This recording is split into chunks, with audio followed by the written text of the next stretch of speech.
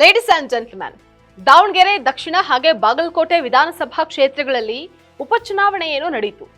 ಆದರೆ ಚುನಾವಣೆ ಸಂದರ್ಭದಲ್ಲಿ ಪ್ರಾರಂಭವಾದ ಬೃಹನ್ ನಾಟಕ ಮಾತ್ರ ವಿಶ್ರಾಂತಿಯೇ ಇಲ್ಲದೆ ಸಾಗ್ತಾ ಇದೆ. ಇನ್ನೊಂದು ಕಡೆ ಚುನಾವಣೆಯ ಸೋಲು ಗೆಲುವಿನ ಲೆಕ್ಕಾಚಾರ ಉಭಯ ಪಕ್ಷಗಳನ್ನ ಕಂಗಾಲಾಗಿಸಿದೆ. ಹಾಗಾದ್ರೆ ಬಿಜೆಪಿ ಹಾಗೆ ಕಾಂಗ್ರೆಸ್ ಸೋಲಿಗೆ ಕಾರಣ ಯಾರು? ಈ ನಾಯಕರು ಚುನಾವಣಾ ಪ್ರಚಾರಕ್ಕೆ ಬಂದಿದ್ದೇ ಪಕ್ಷಕ್ಕೆ ಉಲ್ಟಾ ಹೊಡೆಯುತ್ತಾ? ಇದ್ರ ಬಗ್ಗೆ ಕಂಪ್ಲೀಟ್ ಡೀಟೇಲ್ಸ್ ಅನ್ನ ನೋಡ್ತಾ ಹೋಗೋಣ. ವೀಕ್ಷಕರೇ, ನೆಲ ಜಲ ಭಾಷೆಗಾಗಿ ಪ್ರಾಮಾಣಿಕ ಪತ್ರಿಕೋದ್ಯಮ. ನೀವು ನೋಡ್ತಾ ಇದ್ದೀರಾ ಫೋಕಸ್ ಟಿವಿ. ನಾನು ನಿಶ್ಚಿತ.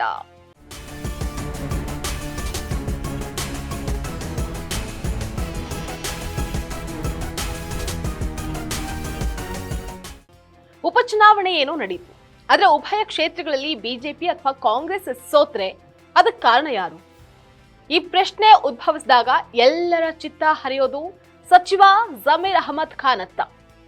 ಶಾಸಕ ಬಸನಗೌಡ ಪಾಟೀಲ್ ಯತ್ನಾಳ್ ಹಾಗೆ ಮಾಜಿ ಸಂಸದ ಪ್ರತಾಪ್ ಸಿಂಹ ಮೇಲೆ ಇವರು ಮೂವರು ಸೋಲಿಗೆ ಕಾರಣ ಹೇಗೆ ಅಂತ, ಅದ್ ಹೇಗೆ ಅಂತ ಕೂಡ ಹೇಳ್ತಾ ಹೋಗ್ತೀವಿ ನೋಡಿ.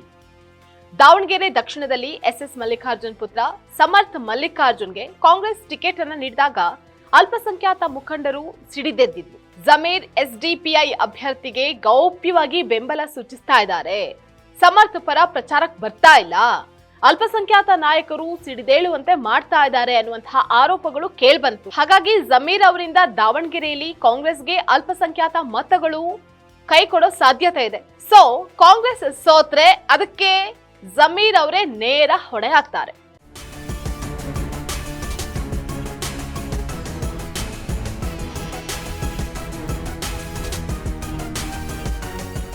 ಇನ್ನು ಬಾಗಲಕೋಟೆ ವಿಚಾರ ನೋಡ್ತಾ ಹೋಗೋದಾದ್ರೆ, ಬಿಜೆಪಿ ಅಭ್ಯರ್ಥಿ ವೀರಣ್ಣ ಚರಂತಿಮಠ ಅವರ ಕೋರಿಕೆಯ ಮೇರೆಗೆ ಉಚ್ಚಾಟಿತ ಶಾಸಕ ಯತ್ನಾಳ್ ಪ್ರಚಾರಕ್ಕೆ ಬಂದ್ರು. ಇವ್ರ ಜೊತೆಗೆ ಪ್ರತಾಪ್ ಸಿಂಹನೂ ಬಂದ್ರು.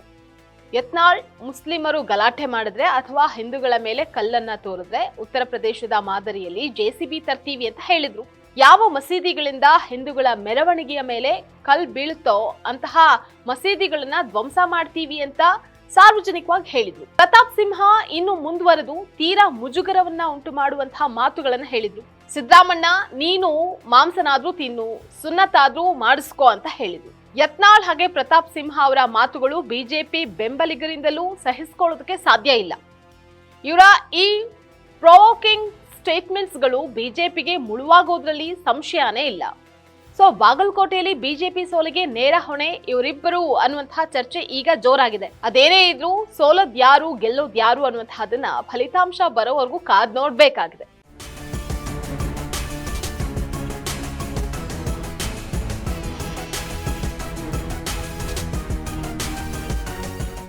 ಇದಾಗಿತ್ತು ಇವತ್ತಿನ ಫೋಕಸ್ ಸ್ಪೆಷಲ್ ರಿಪೋರ್ಟ್. ನೆಲ ಜಲ ಭಾಷೆಗಾಗಿ ನೋಡ್ತಾ ಇರಿ ಫೋಕಸ್ ಟಿವಿ.